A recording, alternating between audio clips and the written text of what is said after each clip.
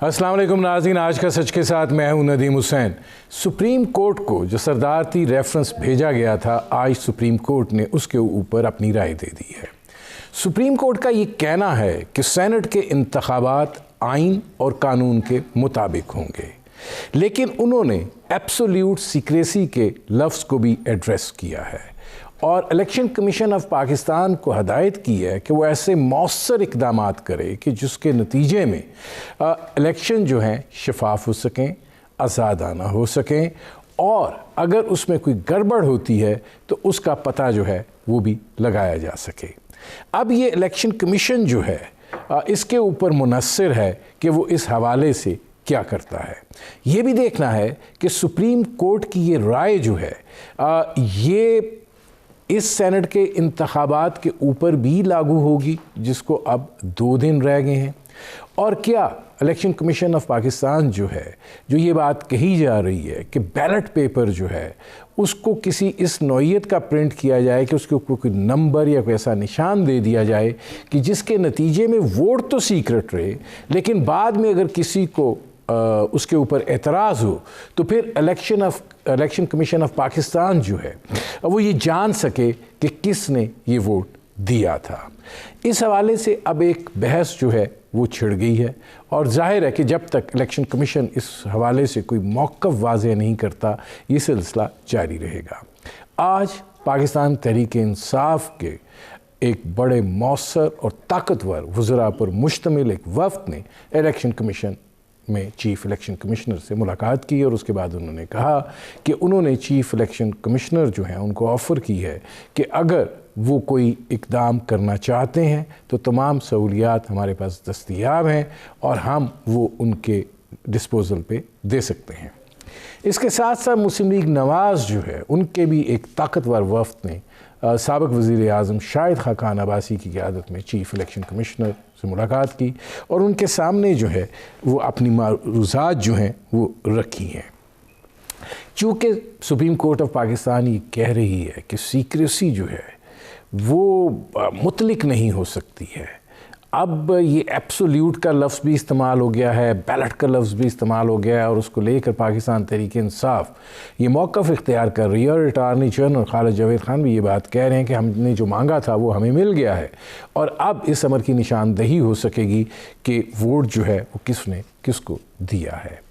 یہ وہ صورتحال ہے جس پر کریں گے بات میرے آج کے مہمان سیزنڈ پولیٹیشین ہیں، مسلم لیگ نواز کے جنرل سیکرٹری ہیں جناب احسن اقبال صاحب۔ احسن اقبال صاحب، یہ فرمائیے گا کہ سپریم کورٹ کا جو پہلے تو ذرا آپ اپنی رائے دیجئے کہ سپریم کورٹ کا آج کا جو فیصلہ آیا ہے اس کو آپ کیسے دیکھتے ہیں؟ شکریہ ندیم صاحب، میں بھی ابھی تک سمجھنے کی کوشش کر رہا ہوں کہ جو سپریم کورٹ کا فیصلہ ہے اس کا اصل منشا کیا ہے۔ ایک طرف تو سپریم کورٹ یہ کہتی ہے کہ اس مسئلے کو اسٹرکٹ آئین اور قانون کی روشنی میں حل کیا جائے۔ اگر آپ آئین اور قانون کی پوزیشن دیکھیں تو وہاں سیکرٹ بیلٹ ہے، اور جو ہمارا آئین اور قانون وہ تو یہ کہتا ہے کہ اگر آپ کے بیلٹ پہ کسی قسم کا مارک ہو، چاہے آپ ٹک لگا دیں، چاہے آپ دستخط کر دیں، چاہے نام لکھ دیں، یا کوئی بھی ایسا اس پہ نشان لگا دیں جس سے آپ کے بیلٹ کو پہچانا جا سکے کہ یہ کس کا ہے، تو وہ کینسل ہو جاتا ہے۔ یہ تو ہے آئین اور قانون کی گنجائش۔ اب ساتھ ہی انہوں نے اگر یہ کہا ہے کہ آپ اس پہ کوئی مارک لگا دیں، بار کوڈنگ کر دیں، یا ٹیکنالوجی سے کوئی نشان لگا دیں، تو وہ بار کوڈ اور نام لکھنا یا نمبر لکھنا اس میں کوئی فرق نہیں ہے۔ ایز لانگ ایز آپ کسی کے ووٹ کو آئیڈینٹیفائی کر رہے ہیں کہ یہ کس کا ووٹ ہے تو پھر اس میں سیکریسی تو نہیں ہے۔ اب دیکھیے، یہ وہ معاملات ہیں کہ جس پہ میں سمجھتا ہوں ادب کے ساتھ، اور سپریم کورٹ کا ہمیں بہت احترام ہے، یقیناً جو 4 فاضل جج حضرات ہیں انہوں نے اگر یہ فیصلہ دیا، اپنی دانش انہوں نے اس پہ اپلائی کی ہوگی، لیکن یحییٰ افریدی صاحب کا جو فیصلہ ہے میرا خیال ہے کہ وہ بہت آئین کے مطابق تھا کہ یہ ریفرنس اگر بنتا ہی نہیں ہے، انہوں نے تو 4 جملے لکھ کے فارغ کر اور اس کو واپس کیا جانا چاہیے تھا تاکہ کنفیوژن نہ ہو۔ میں جس چیز کی نشاندہی کرنا چاہتا ہوں وہ یہ ہے کہ جب اداروں کے درمیان ایک دوسرے کے طریقہ کار میں کسی بھی قسم کی مداخلت ہوگی جو کسی کا ڈومین نہیں ہے۔ دیکھیے، ہمارا موقف یہ ہے کہ یہ جو سیکریسی ہے یہ آرٹیکل 226 کے تحت ہے, یہ ایک آئینی تقاضا ہے. اس کو اگر چینج کرنا ہے تو پارلیمنٹ ہی کر سکتی. نہیں, یہیں پر ایک سوال ہے, کیونکہ ہم اس طرف بھی جائیں گے. وہ یہ ہے کہ سپریم کورٹ آف پاکستان یہ بات کہہ رہی ہے کہ ایبسولیوٹ سیکریسی تو نہیں ہو سکتی. اب جب وہ یہ بات کہتے ہیں کہ ایبسولیوٹ سیکریسی نہیں ہو سکتی, تو اس کا مطلب یہ ہے کہ وہ یہ چاہ رہے ہیں کہ جب آپ یہ کیس چل رہا تھا اور ریمارکس بھی آ رہے تھے تو جسٹس اعجاز الحسن یہ پوچھ رہے تھے کہ کوئی ایسا طریقہ کار بتائیں کہ جس کے مطابق وہ یہ سیکریسی بھی رہے لیکن اس میں شفافیت بھی آ جائے. دیکھیے یہ جو ہے نا ایبسولیوٹ سیکریسی, آئیدر سیکریسی ہے یا سیکریسی نہیں ہے.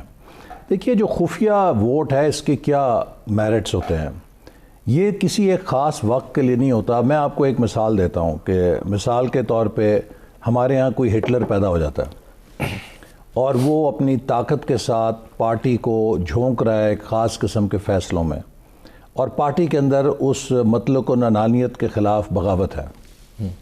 اب یہ سیکرٹ بیلٹ ایک ذریعہ ہے کہ جس کے ساتھ وہ پارٹی کے اراکین ایک ڈکٹیٹر جو ان کے اوپر مسلط ہونا چاہ رہا ہے اس کے خلاف ریبیل کر سکتے ہیں. صحیح. لیکن اگر آپ نے ہر ووٹ کو آئیڈینٹیفائی کر دیا, اب ہمارے ملک کے اندر تو کئی ادارے ایسے ہیں جو بڑے طاقتور ہیں جو ڈکٹیشن دیتے رہے ہیں ماضی کے اندر, کیا مستقبل میں پھر کوئی ہمارے ملک کا ادارہ یا ہمارے ملک کی کوئی شخصیت جو طاقتور ہے وہ اگر ممبران کو کہے گی جی آپ فلاں بندے کو ووٹ دیں, تو کون سا بیچارہ ایم پی ایم این اے اتنا طاقتور ہے کہ اس کے خلاف وہ اپنی مرضی سے ووٹ دے دے گا, کیونکہ اس کو خوف ہوگا میرا ووٹ تو ٹریس ہو جائے گا. یہ جو کنفیوژن ہے نا, اب ایک اس میں پیرا ہے, وہ پیرا یہ کہتا ہے کہ the election commission of Pakistan is required by the constitution to take all necessary steps in order to fulfil the above mandate duty in terms of article 222 of the Constitution, which empowers the Parliament subject to the Constitution to legislate inter alia on the conduct of elections and matters relating to corrupt practices and other offences in connection with elections, but categorically provides that such law shall have the effect of taking away or abridging any of the powers of the commissioner or the election commission. اب یہ بھی ایک confused, مطلب آپ اس سے کیا گیدر کر سکتے ہیں؟ میں یہ سمجھتا ہوں کہ جب معاملات یہاں پر آ جائیں نا کہ اداروں کے فیصلوں میں لوگوں کو ابہام نظر آئے, یہ بھی کوئی اچھی بات نہیں ہے. فیصلے اتنے کرسٹل کلیئر ہونے چاہیے کہ پتہ ہو کہ یہ بات یہ ہے یا یہ بات یہ ہے. اب اگر ہر فریق نے اس میں اپنے مطلب کا معنی تلاش کرنے ہیں تو اس کا مطلب ہے کہ کچھ ایمبیگوٹی ہے, اور وہاں ریفرنس بھیجنے کا مقصد تو ایمبیگوٹی کو دور کرنا تھا, اور اگر مزید ایمبیگوٹی پیدا ہو گئی ہے تو اس کے بارے میں تو ہمارے جو ماہرین قانون ہیں وہی کوئی تبصرہ کر سکتے ہیں. لیکن بحیثیت ایک لیجسلیٹر میں پھر یہ کہوں گا کہ جو قومی ادارے ہیں ان کو ایک دوسرے کی آئینی حدود کا احترام کرنا چاہیے. جو میں بات پہلے کر رہا تھا, جو چیز آئین کے اندر درج ہے اس میں اگر ایک کوما یا فل سٹاپ بھی چینج ہونا ہے تو وہ پارلیمنٹ کر سکتی ہے, الیکشن کمیشن نہیں کر سکتا, سپریم کورٹ نہیں کر سکتی. اور یہ اگر ہم نے مثال قائم کر دی اس ملک کے اندر کہ سپریم کورٹ کے ریفرنس کے ذریعے ہمارے قومی دوسرے ادارے آئین کی تبدیلی لائیں گے, اس کے طریقہ کار میں تبدیلی لائیں گے پارلیمنٹ سے ماورا, یہ ندیم صاحب بہت خطرناک دروازہ ہے جو کھل جائے گا. مستقبل کے اندر اس آئین کے اندر اتنی بڑی بڑی تبدیلیاں بھی آ سکتی ہیں جن کا آج ہم گمان نہیں کر سکتے. ایک سوال ہے میرا آپ سے, یہ جو فیصلہ ہے یہ رائے ہے یا الیکشن کمیشن آف پاکستان کو یہ آرڈر بھی ہے کہ وہ یہ کرے؟ دیکھیے نا, میں سمجھتا ہوں کہ اس بارے میں یہ ایک اور قانونی پہلو ہے جس پہ کوئی قانون دان رائے دے سکتا ہے, لیکن ایز اے پاکستانی میں سمجھتا ہوں کہ سپریم کورٹ کا ڈیفینیٹو آرڈر وہاں آنا چاہیے کہ جہاں پہ آپ کے پاس یہ اپرچونٹی ہے کہ اس فیصلے کے خلاف آپ ریویو پٹیشن کر سکتے ہیں. اب یہ جو ریفرنس جو ایڈوائس کے لیے گیا تھا اس پہ جو کچھ انہوں نے کہہ دیا ہے, اب اس کے خلاف تو کوئی اپیل بھی نہیں ہے, کوئی ریویو بھی نہیں ہے. یہ اسی طرح کی بات ہے کہ جس طرح نواز شریف صاحب کو جب ڈسکوالیفائی کیا گیا تھا تو اس سے پہلے سپریم کورٹ جب افتخار چودھری صاحب کا کیس چل رہا تھا تو رمدے صاحب اس کو چیئر کر رہے تھے, غالباً 9 رکنی بینچ تھا. تو رمدے صاحب نے فرمایا کہ کیا سپریم کورٹ کے چیف جسٹس کے پاس وہ حق بھی نہیں ہے کہ جو ایک نائب قاصد کے پاس ہوتا ہے, وہ بھی اپنی برطرفی کے خلاف 4 اپیلیں کر سکتا ہے, اپنے سیکٹری کو کر سکتا ہے, سروس ٹریبیونل میں, ہائی کورٹ میں, سپریم کورٹ میں. ایک نائب قاصد کے پاس بھی اپیل کا حق ہے اپنی برطرفی کے خلاف. تو کیا چیف جسٹس کو بغیر اپیل کے ہی فارغ کر دیا گیا؟ لیکن آپ نے دیکھا کہ جب prime minister of the country, جو 21 کروڑ لوگوں کا منتخب وزیر اعظم تھا, اسے فارغ کیا گیا تو ایک ایسی سماعت میں فارغ کیا گیا جس کا اس کے پاس اپیل کا بھی حق نہیں تھا. تو ان چیزوں میں ہمیں بہت احتیاط کی ضرورت ہے, اس سے نئی کانٹروورسیز کھلتی ہیں. اور میرا خیال ہے کہ کسی بھی لیگل مسئلے پہ ڈیفینیٹو رائے دینے کے لیے وہی انسٹرومنٹ استعمال کیا جانا چاہیے کہ جس میں اپیل یا ریویو کا حق حاصل ہو. اس میں ایک سوال ہے. سوال یہ ہے کہ آج پاکستان تحریک انصاف جو ہے وہ چیف الیکشن کمیشنر سے ملی. مدعا ان کا کیا تھا؟ مدعا ان کا یہی تھا کہ سپریم کورٹ نے یہ بات کہہ دی ہے کہ آپ نے جو ایبسولوٹ سیکریسی ہے اس کو نہیں رہنے دینا ہے اور نہیں رہنی چاہیے.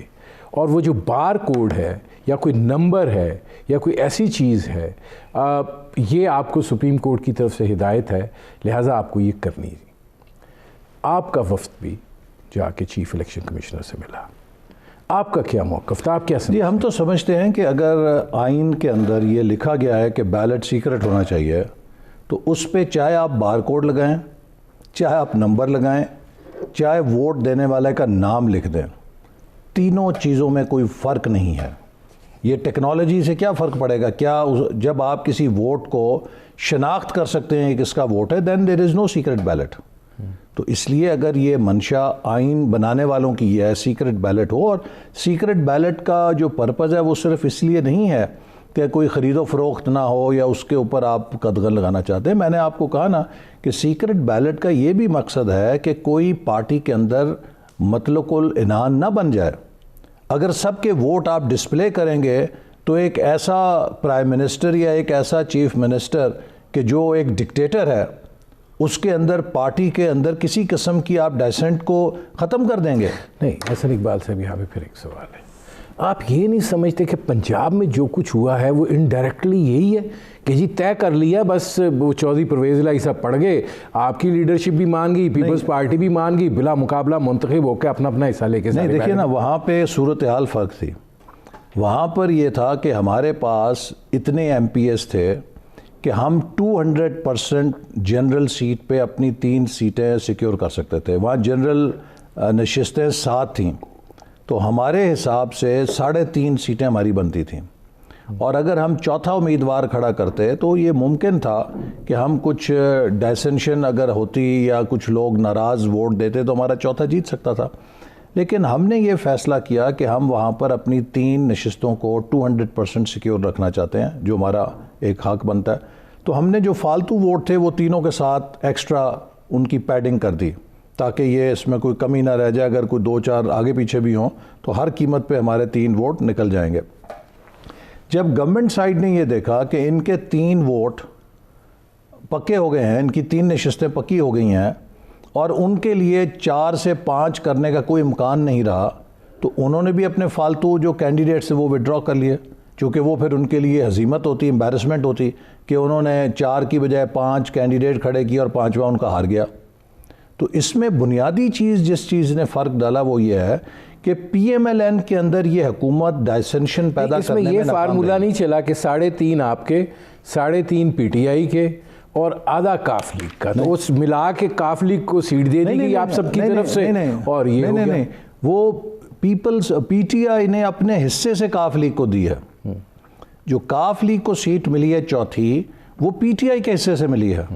ہمارے حصے کی 3 سیٹیں آتی تھیں اور ہم نے ان 3 سیٹوں کو سیکیور کیا ہے. اور جب ہم نے ان کو 200% سیکیور کر لیا تو ہمارے مخالفین کو پتہ لگ گیا کہ اب وہ الٹے بھی لٹک جائیں وہ ہماری سیٹ 3 سے 2.5 نہیں کر سکتے. تو لہٰذا انہوں نے اس میں عافیت سمجھی کہ وہ بھی اپنے فالتو کینڈیڈیٹ وڈرا کر لیں۔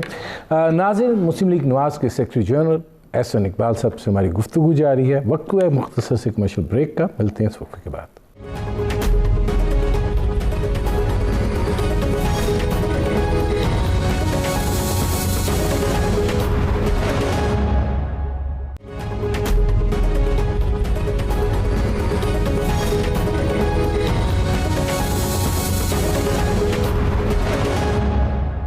Welcome back. ناظرین، میرے آج کے مہمان مسلم لیگ نواز کے سیکرٹری جنرل احسن اقبال صاحب، ان سے ہماری گفتگو جاری ہے۔ احسن اقبال صاحب، یہ بڑا امپورٹنٹ فیصلہ ہے۔ ظاہر ہے جو بھی فیصلہ آتا ہے وہ ایک بینچ مارک بنتا ہے یا ایک بیس بنتا ہے آگے سلسلے کو لے جانے کے حوالے سے۔ آپ اس فیصلے کو عمل درآمد کے حوالے سے، اب یہ فیصلہ ہے، یہ رائے ہے، جو بھی اس کو آپ کہہ لیں، آپ کیسے اس کو دیکھ رہے ہیں کہ یہ جو دیکھیں، ایک بات تو طے ہے کہ سینٹ کے انتخابات کے اندر خاص طور پہ 3 جو صوبے ہیں، بلوچستان، خیبر پختونخوا اور سندھ، یہ کافی شہرت رکھتے ہیں، اور اس وقت بھی جو جوڑ تو روڑ ہے اس پر بھی آپ سے بات کریں۔ نہیں، میں پہلی بات تو یہ کہوں گا کہ ہمیں کسی صوبے کا نام نہیں لینا چاہیے، سارے صوبے ایک جیسے محترم ہیں۔ دیکھیے، پی ڈی ایم کے اندر جتنی جماعتوں نے ٹکٹ سے ووٹ کیے ہیں، چاہے وہ پی ایم ایل این ہے، چاہے وہ پیپلز پارٹی ہے، چاہے وہ جے یو آئی ہے، چاہے وہ کوئی اور اپوزیشن پارٹی ہے، آپ مجھے بتائیے پچھلے 15-20 دنوں میں کسی پارٹی کی نامزدگی پر کوئی شکایت آئی ہے؟ ہم نے اپنے کارکنوں کو ووٹ دینے کے لیے ٹکٹ دیا ہے۔ ہمارے اپنے پارٹی کے لوگ جو ہیں، جو ہمارے ساتھ تھک اینڈ تھن میں تھے، ان کو ہم نے ٹکٹ سے ووٹ کیے ہیں۔ کسی قسم کی کوئی ریوولٹ نہیں ہے۔ اس وقت پاکستان میں صرف ایک پارٹی ہے جس میں پیسوں کا شور مچ رہا ہے۔ سندھ کے اندر پی ٹی آئی کے اپنے کارکن کہہ رہے ہیں کہ 35 کروڑ میں ٹکٹ بیچا گیا ہے۔ بلوچستان کے اندر پی ٹی آئی کے اپنے لوگ کہہ رہے ہیں کہ 70 کروڑ میں ٹکٹ بیچا گیا ہے۔ خیبر پختونخوا میں پی ٹی آئی کے اپنے ایم پی ایز کی فلم بنی، کروڑوں کا لین دین ہوا، اور وہاں پر پی ٹی آئی کے اندر سودے بازی چل رہی ہے۔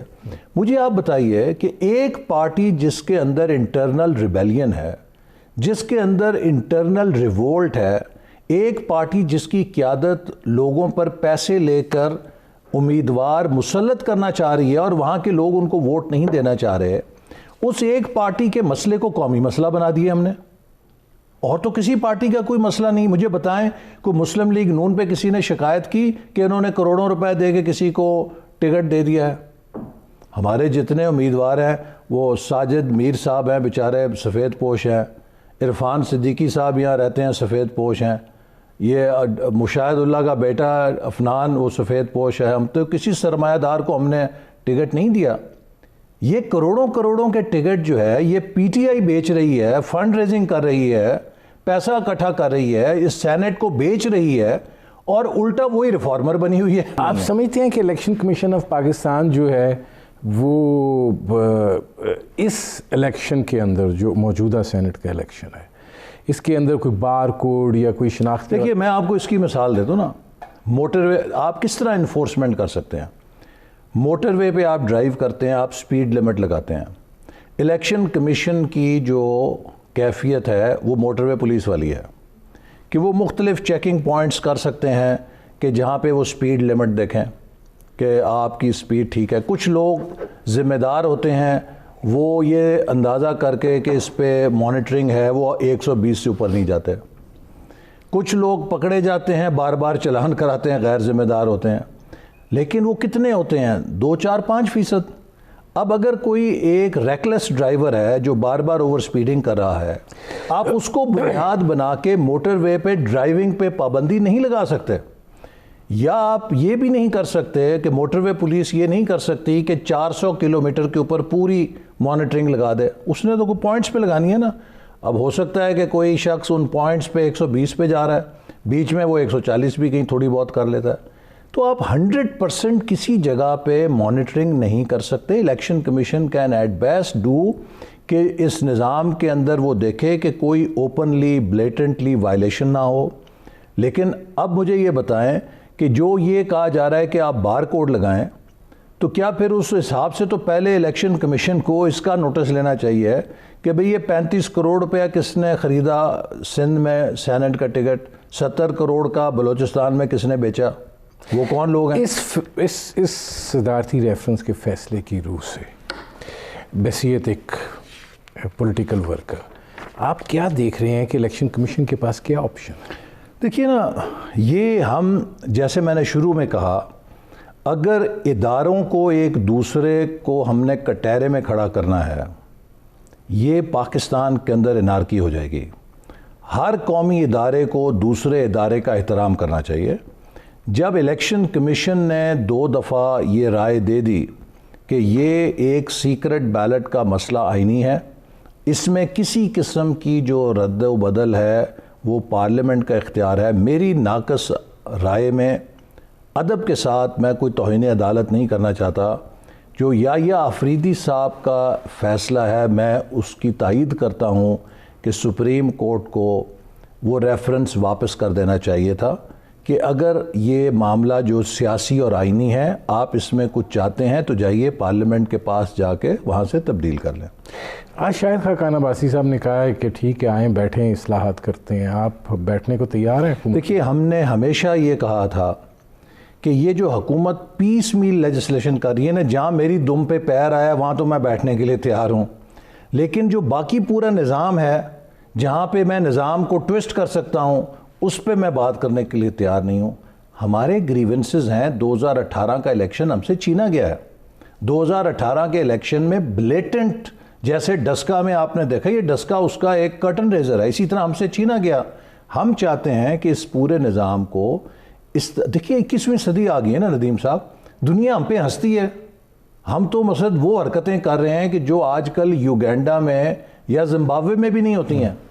پاکستان ایک نیوکلیئر پاور ہے، لوگ سمجھتے ہیں کہ اب ہم کچھ ایک خاص سٹینڈرڈز کے اوپر گورننس کے چل رہے ہوں گے یا چلنا چاہیے۔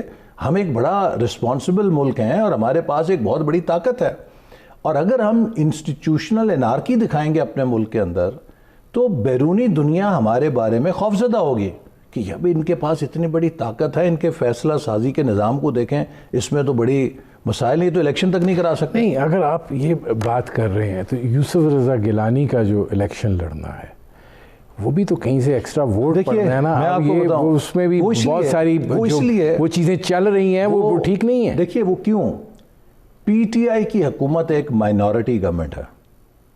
یوسف رضا گیلانی کیوں میدان میں ہیں؟ چونکہ پی ٹی آئی کے پاس اپنی اکثریت نہیں ہے، پی ٹی آئی کے پاس مطلوبہ اکثریت نہیں ہے، ان کی اکثریت جو ہے وہ چند گروپس کو ملا کے ہے، اور کسی کا بھی حق ہے کہ وہ کسی گروپ کے ساتھ، کسی پارٹی کے ساتھ بات چیت کر کے ان کے ووٹ لینے کی کوشش کرے۔ اگر یوسف رضا گیلانی صاحب کامیاب ہو جاتے ہیں تو اس کا مطلب یہ ہوگا کہ حکومت کے کچھ حلیفوں نے، حکومت کی کچھ حمایتیوں نے ان کو ووٹ دے دیے۔ نہیں، اگر وہ کامیاب ہو جاتے ہیں تو کیا اس کا مطلب یہ نہیں ہوگا کہ کچھ نے اپنے ضمیر بیچ دیے، کچھ نے سیاسی مفاد کا سودا کیا؟ دیکھیں، جب آپ کہتے ہیں سیاست میں کچھ لو اور کچھ دو ہوتا ہے، جو جس کو آپ کھینچ رہے ہیں آپ اس کو کچھ دے تو دیں گے نا۔ پی ٹی آئی کے پاس 172 کی اکثریت نہیں ہے۔ پی ٹی آئی اس وقت بھی قومی اسمبلی کے اندر ایک مائنورٹی پارٹی ہے، میجورٹی پارٹی نہیں ہے۔ اس کی میجورٹی جو ہے وہ ایڈ آن گروپس کے ساتھ ہے، اس میں ایم کیو ایم ہے، اس میں کاف لیگ ہے، اس میں کچھ اور انڈیپینڈنٹس ہیں۔ اب یوسف رضا گیلانی صاحب کا یہ حق ہے کہ جب آپ الیکشن میں آتے ہیں ہر کسی سے ووٹ مانگیں، اور اگر کوئی ان کا اتحادی ان کو، میرا خیال ہے 8-10 ووٹ کا ہی فرق ہے، اگر ووٹ دے دیتا ہے تو وہ جیت بھی سکتے ہیں۔ تو اس لیے یہ کہنا کہ یوسف رضا گیلانی صاحب کیوں الیکشن لڑ رہے ہیں، اس وقت پی ڈی ایم اور پی ٹی آئی کے تقریباً برابر ووٹ ہیں اسمبلی میں۔ جو فرق ہے وہ صرف ان کے اتحادیوں کا ہے جو ان کے ساتھ ہیں۔ تو اگر ان کا کوئی اتحادی کسی وقت ووٹ دینے کا فیصلہ کرتا ہے یوسف رضا گیلانی کو تو وہ جیت سکتے ہیں۔ نہیں، وہ جو ان کے اتحادی ہیں اگر ان کو حکومت سے فوائد حاصل ہیں اور حکومت وہ فوائد دینے کے لیے تیار بھی ہے، وزیر اعظم عمران خان آج بھی پارلیمنٹ میں اپنے چیمبر میں بیٹھے ہیں، کل بھی وہ بیٹھیں گے، حکومت تو ذرا مضبوط سپریم کورٹ میں جا کے کہتے ہیں کہ ہم کسی ایم این اے کو پیسے نہیں دے رہے, اپنے چیمبر میں بلا کے کروڑوں روپے کی پیشکش کرتے ہیں. تو کیا یہ آرٹیکل 62 63 پہ نااہل نہیں ہوتے کہ انہوں نے سپریم کورٹ میں ایفیڈیوٹ دیا ہے کہ جی میں نے کسی ایم این اے کو کوئی گرانٹ نہیں دی اور اپنے چیمبر میں بلا کے وہ سب کو پیسے دے رہے ہیں. کتنا صادق اور امین. نہیں, اس کا بھی تو ثابت کرنا پڑے گا نا کہ وہ ان کو تسلیاں دے رہے ہیں کہ پیسے دے رہے ہیں. بہرحال اگر تسلیاں دے رہے تب بھی صادق امین نہیں, جھوٹی تسلی دے رہے ہیں نا. نہیں جھوٹی نہیں, وہ تو ایک اب ریپیٹیور تو بلڈ کرنا ہے نا کہ سینٹ کا الیکشن آ رہا ہے تو جھوٹی بول رہے ہیں نا ان کے ساتھ. مسئلہ جو ہے وہی ہے. اچھا یہ بتائیں, ابھی آپ نے بات کی ہے کہ یہ ایک مائنورٹی پارٹی ہے, تو پھر آپ پاکستان پیپلز پارٹی کی تحریک عدم اعتماد کی تجویز سے اتفاق کیوں نہیں کرتے؟ دیکھیں نا, اس میں جو پاکستان پیپلز پارٹی کی تجویز ہے وہ ایک ڈیموکریٹک ان کا رائٹ ہے. ہم یہ سمجھتے ہیں ندیم صاحب کہ یہ جو اسمبلی ہے اس کے اندر جو ڈسٹریبیوشن ہے سیٹس کی وہ ایسی ہے کہ کوئی بھی مستحکم مضبوط حکومت نہیں بنا سکتا. پاکستان کو اس وقت سٹیبلٹی کی ضرورت ہے اور ایک کیپیبل گورنمنٹ کی چاہیے جو ملک کے مسائل کو سمجھے. دیکھیے پچھلے 3 سالوں میں اتنا اجاڑا ہو گیا ہے. میں پلاننگ منسٹر تھا, پاکستان کا ایک ڈیولپمنٹ پروجیکٹ میری ٹپ پہ ہے. یقین کریں کہ کئی ہزار ارب روپے کا ہم نے 3 سالوں میں نقصان کر دیا ہے ان پروجیکٹس کو التوا کا نشانہ بنا کے, ان کو ادھورا چھوڑ کے. اور اب جو اگلی حکومت آئے گی وہ ان کو مکمل کرنے کے لیے پتہ نہیں کہاں سے پیسے لائے گی. اسی طرح اگر آپ قرضوں پہ دیکھیں, ہم نے اگر 10,000 ارب قرضہ لیا, ہم نے تو اس کے ایوز پروڈکٹیو انویسٹمنٹ کی انرجی کے اندر, انفراسٹرکچر کے اندر, سی پیک کے اندر جو گروتھ دینے والی ہے. ان کے 3 سالوں میں انہوں نے تقریباً 13,000 ارب کا قرضہ لیا ہے, سارے کا سارا نان پروڈکٹیو اور ڈیفیسٹ فائنینسنگ کا قرضہ, کہ وہ سارا پیسہ صرف خسارہ پورا کرنے کے لیے ڈیڈ انویسٹمنٹ ہے. اس سے آپ کے ملک کی کوئی انفراسٹرکچر میں امپرومنٹ نہیں, اس سے آپ کے ملک کی کوئی پروڈکٹیو صلاحیت میں اضافہ نہیں. وہ گلے کا توق ہے جو اگلی حکومت آئے گی اس نے پہننا ہے. ناظرین, مسلم لیگ نواز کے سیکرٹری جنرل احسن اقبال سے ہماری گفتگو جاری ہے. وقت ہوا ایک مختصر سے کمرشل بریک کا, ملتے ہیں اس وقفے کے بعد.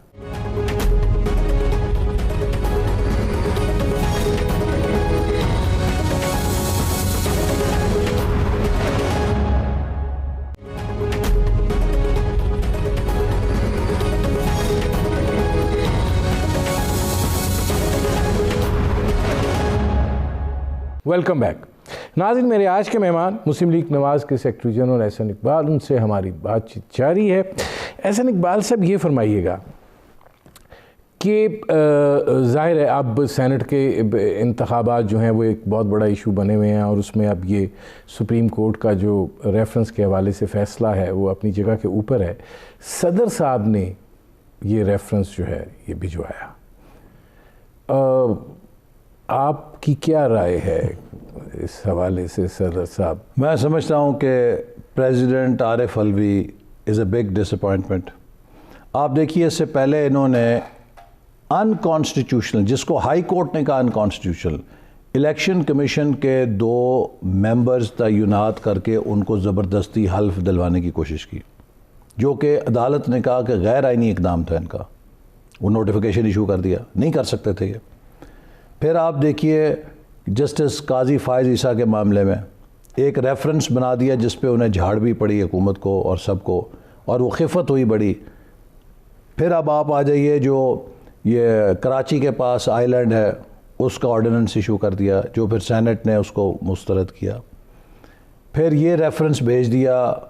اب آرٹیکل جو کانسٹیٹیوشن کا غالباً 14(1) ہے جو پریزیڈنٹ کی پاورز کو ڈیفائن کرتا ہے, وہ یہ کہتا ہے کہ پریزیڈنٹ کے پاس یہ اختیار ہے کہ اگر وہ کسی چیز کو بارے میں سمجھے کہ یہ غیر موضوع ہے تو وہ ایک دفعہ حکومت کو واپس ریفر کر سکتا ہے. اب اس وقت جو پریزیڈنٹ صاحب ہیں وہ تو اس حد تک بھی غالباً مائنڈ اپلائی نہیں کر سکتے کہ ان گلیئرنگ چیزوں کو وہ دیکھیں. جو حکومت کی طرف سے چیز آتی ہے وہ ایک پوسٹ آفس کی طرف سے آگے کر دیتے ہیں. تو کیا پریزیڈنٹ آف اے کنٹری, اس کی یہ کیپیبلٹی نہیں ہونی چاہیے کہ وہ ایک دفعہ اپنا وہ آئینی اختیار استعمال کرے کہ جہاں پہ کوئی گراس یا گلیئرنگ کمی ہے یا کوئی غلطی ہے اسے حکومت کو وہ پوائنٹ آؤٹ کر کے واپس بھیجے کہ آپ اس کو دیکھیے یہ آئین کے مطابق نہیں، یا میری دانست میں اس کے اندر یہ چیز یوں نہیں، یہ ان کے حلف کا تقاضا ہے۔ اس کا مطلب یہ ہے کہ صدر پاکستان اس حلف کے ساتھ بھی وفا نہیں کر رہے جو انہوں نے اٹھا رکھا ہے۔ وہ پی ٹی آئی کے ایک کارکن کے طور پہ عمران خان صاحب کے ہر غیر آئینی قدم کو ربر سٹیمپ کر کے ایشو کر دیتے ہیں۔ تو اس وقت صدر جو ہے یا ایوان صدر جو ہے وہ تو ایک پوسٹ آفس بن گیا ہے پی ٹی آئی کا یا عمران خان صاحب کا ذیلی دفتر ہے۔ اچھا اب ذرا تھوڑا سیاسی معاملات کو بھی دیکھ لیں۔ حمزہ شہباز جیل سے باہر آ گئے ہیں، اب مسلم لیگ نواز کی جو سچویشن ہے اس میں کون سا بیانیہ چلے گا؟ حمزہ شہباز کا مفاہمت کا بیانیہ، شہباز شریف کا مفاہمت کا بیانیہ جس کو ظاہر ہے شولڈرز پہ اٹھائیں گے حمزہ شہباز، یا یہ کہ مریم نواز صاحبہ کا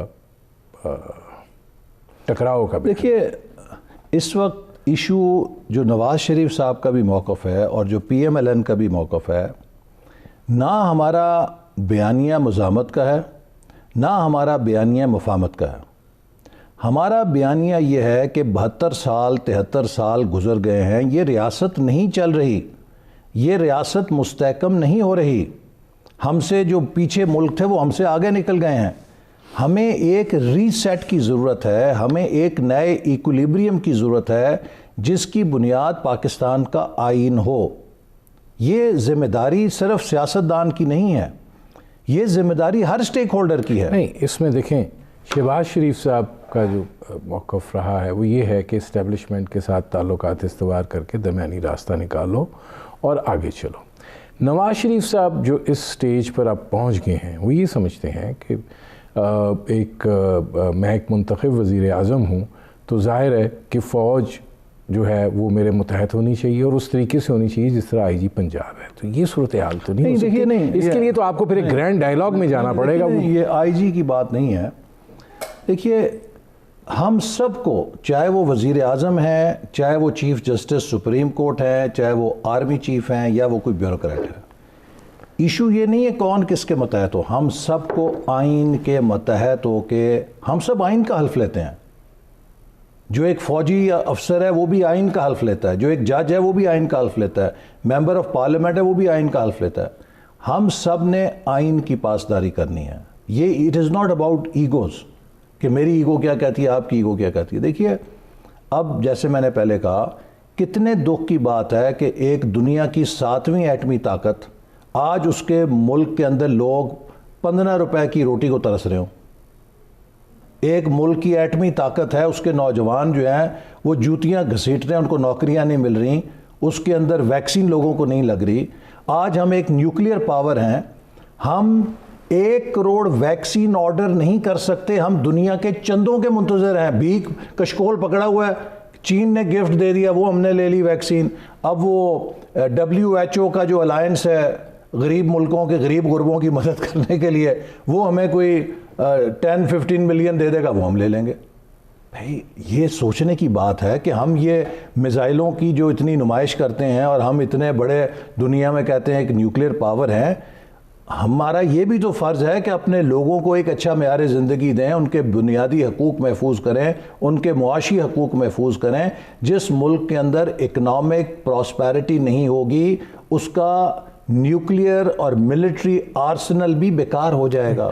نہیں، یہ فرمائے حکومت یہ کہتی ہے، خاص طور پہ آپ لوگ بہت کریڈٹ لیتے ہیں بجلی کا، آئی پی پیز جب آئے تھے تب آپ لوگوں نے اس کے اوپر بڑی شدت کے ساتھ تنقید کی تھی، پھر آپ آئے، آپ لوگوں نے آ کے دھڑا دھڑ پاور پروجیکٹس جو لگائے، وہ یہ کہتے ہیں کہ قیمت اتنی زیادہ کرتی گئی ہے، اگر آپ لوگ ہوتے تو کیا کرتے؟ نہیں بس سے باہر ہوا آپ کو یہ بات بتانے، اس وقت حالت یہ ہوگی۔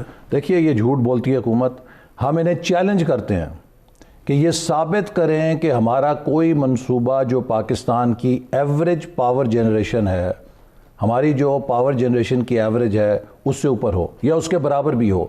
سب منصوبے جو ہم نے لگائے وہ ہماری ایوریج پاور جنریشن سے ان کی کاسٹ آف جنریشن کم ہے۔ مسئلہ کیا ہوا ہے؟ یہ حکومت پھنسی ہے جو اس نے اندھوں کی طرح 40% 35% ڈیویلیویشن کی ہے۔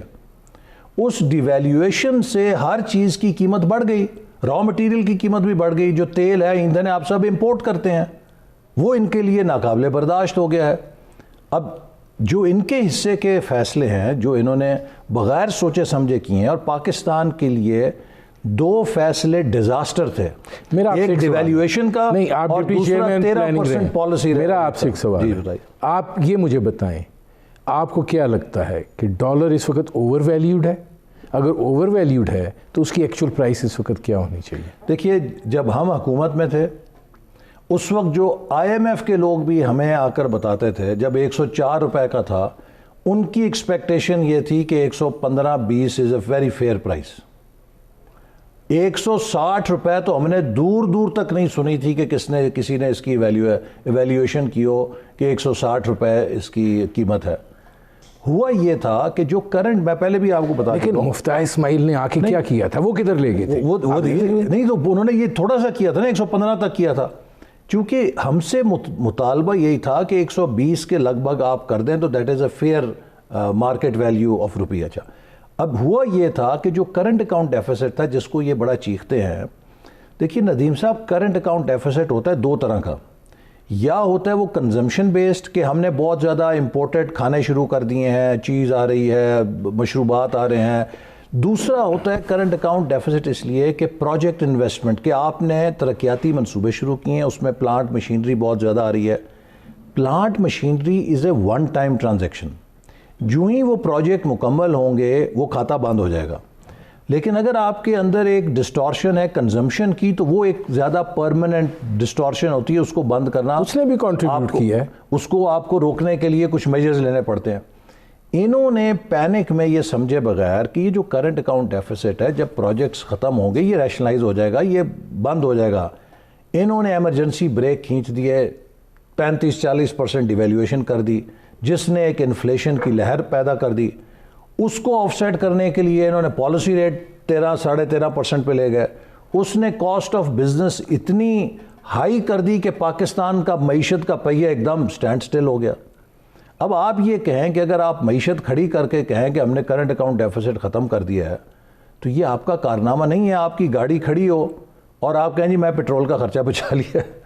سوال تو یہ ہے کہ آپ نے کیا. دیکھیے, آج 2 سال ہو گئے ہیں, 3 سال ہونے چلے ہیں, آج بھی یہ 2018 سے ایکسپورٹس اوپر نہیں لے جا سکے, اس کے باوجود کہ 40% ڈیویلیویشن ہو گئی ہے. گزارش یہ ہے, وہ آپ بھی نہیں لے جا سکے, وہ پیپلز پارٹی نہیں لے جا سکی, وہ کوئی بھی نہیں لے جا سکے گا, اس لیے کہ جس ملک نے اپنی ساری برآمدات جو ہیں وہ ون سیکٹر سینٹرک رکھی ہوئی ہوں, وہ کیا کرے گا؟ ادھر بھی آپ فیسلٹیز نہیں, اسحاق ڈار صاحب نے کوئی فیسلٹی نہیں دی تھی ایکسپورٹرز کو. ندیم صاحب, ہمارے دور میں جو ایک دم اس کا فال ہے, جب جس ملک میں 20 گھنٹے بجلی بند ہو جائے, 18 گھنٹے بجلی بند ہو جائے, کون سا امپورٹر ہے جو اس ملک سے آرڈر پلیس کرے گا؟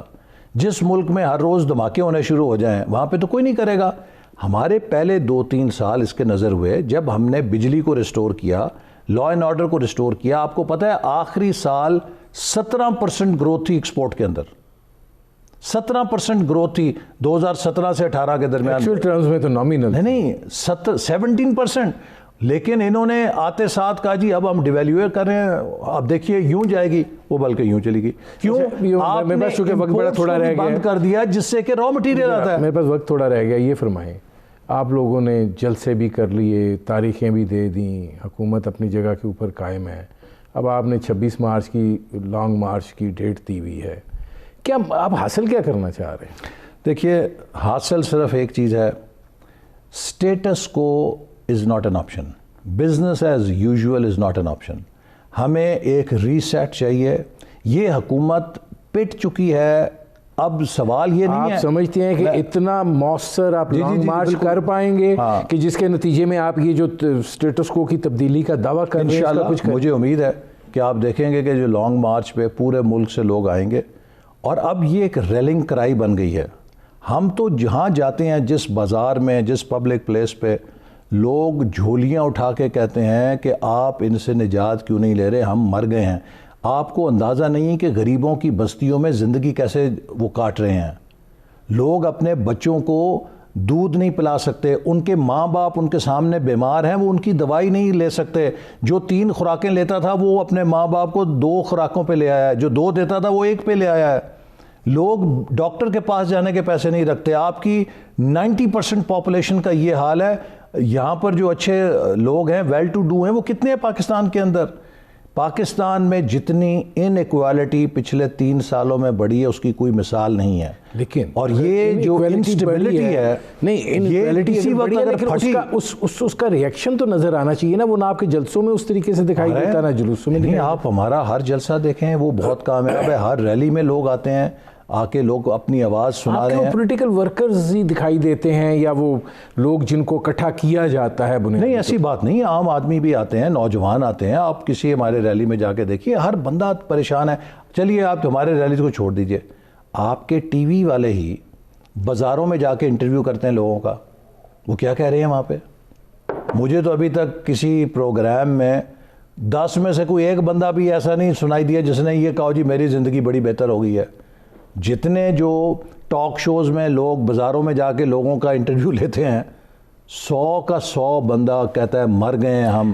لوگ آنکھوں میں آنسو کے ساتھ، عورتوں کو میں نے سنا ہے وہ روتی ہیں کہ ہم اس تبدیلی کا نشانہ بن کے اپنے بچوں کو روٹی کھلانے سے بھی رہ گئے ہیں۔ آپ اگر لانگ مارچ کرتے ہیں تو وہ لانگ مارچ جو ہے وہ جیسے میں نے نواز شریف صاحب کا ٹرین مارچ بھی کور کیا تھا، اسی طرح کا ایک لانگ مارچ ہوگا، ایک اینڈ سے چلے گا دوسرے اینڈ پہ ختم ہو جائے گا، یا یہ کہ آپ اسلام آباد میں دھرنا بھی دینا چاہتے ہیں اور آپ کی یہ کیپیسٹی ہے؟ جو فیصلہ ہوا ہے وہ یہی ہوا ہے کہ جب ہم آئیں گے اس وقت تک ٹھہریں گے جب تک ہمیں اپنا مطلوبہ نتیجہ نہیں ملتا۔ خان صاحب کو رخصت کر کے پھر جائیں گے انشاءاللہ۔ یہ بہت بڑا دعویٰ آپ کر رہے ہیں، نہیں، اور یہ دعوے آپ مسلسل کرتے چلے آ رہے ہیں اور مسلسل پورے نہیں ہو رہے ہیں۔ نہیں، انشاءاللہ تعالیٰ آپ دیکھیں گے۔ یہ اب دیکھیے ہر کسی کے لیے ڈو اور ڈائی ہے، یا اس ملک کے اوپر یہ مصیبت مزید رہے گی اور یہ ملک خدا نہ خواستہ مزید اسی قرضوں کے دلدل میں ڈوب کے، اور میری بات آج آپ نوٹ کر لیں، اگر یہ تبدیلی نہیں آئی، آپ ان قرضوں کے دلدل میں پھنستے گئے، وہ وقت دور نہیں کہ جب آپ کو بیل آؤٹ پیکج دیا جائے گا کہ اپنے ایٹمی پروگرام پہ ہمیں یقین دہانی کراؤ، شرائط آپ پہ لگائی جائیں گی۔ ہم نے اپنی خود مختاری، اپنی آزادی کو بچانا ہے تو اس اکنامک کرائسس سے نکلنا ہے۔ اکنامک کرائسس سے نکلنے کا ایک ہی واحد راستہ ہے کہ ایک مستحکم اور ایک ایسی حکومت ہو جو مسائل کو حل کرنے کی صلاحیت رکھتی ہو۔ معاف کیجئے، یہ نا تجربہ کار تو تھے ہی، لیکن اب ثابت ہو گیا ہے کہ ان کے پاس کیپیسٹی بھی نہیں۔ تجربہ آپ سیکھ سکتے ہیں، لیکن اگر آپ کے پاس کیپیسٹی نہ ہو تو پھر آپ کچھ نہیں کر سکتے۔ ایک سوال میں آپ سے ضرور پوچھنا چاہتا ہوں، FATF کی ہم نے 27 میں سے 24 چیزیں پوری کر دی ہیں، پھر بھی ہم گرے لسٹ میں ہیں۔ انڈین لابی، دیکھیے، جب حکومت کی ساری ترجیح یہ ہے کہ اپوزیشن کے خلاف مقدمے بنانے ہیں، نیب کے ذریعے تنگ کرنا ہے، کبھی اس کو پکڑو کبھی اس کو پکڑو، آپ مجھے بتائیے کہ یہ حضرت عمران نیازی صاحب کا ویژن کیا ہے؟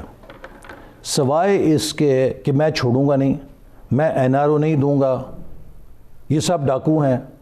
بھئی آپ آ کے بتائیں کہ آپ کا جو گورننس کا کیا ایجنڈا ہے، آپ کا اکنامک ایجنڈا کیا ہے۔ آپ نے کہا تھا کہ میں 1 کروڑ نوکریاں دوں گا، وہ گروتھ سیکٹرز کون سے ہیں جہاں سے جاب کریشن آپ کر رہے ہیں؟ آپ نے کہا تھا میں 50 لاکھ گھر بناؤں گا، آج تک کوئی 5 گھر نہیں بن سکے آپ سے، وہ کہاں سے بنیں گے، کیسے بنیں گے؟ آپ نے ڈپلومیٹک فرنٹ کے اوپر کشمیر کا سودا کر دیا ہے، کشمیر ہمارے ہاتھ سے نکل گیا ہے، اب آپ کہتے ہیں لائن آف کنٹرول پہ امن ہو گیا ہے، تو وہ تو آپ ڈی فیکٹو انڈیا کے اس قبضے کو اب مستحکم کر رہے ہیں نا، تو کیا آپ کی اچیومنٹ ہے؟ اچیومنٹ ہے۔ میرے پروگرام کا وقت ختم ہو رہا ہے۔ میرے آج کے مہمان احسن اقبال، سیکرٹری جنرل مسلم لیگ نواز، آپ کا بہت شکریہ۔ ناظرین، اب تک کے لیے اتنا ہی، اجازت دیجیے، اللہ حافظ۔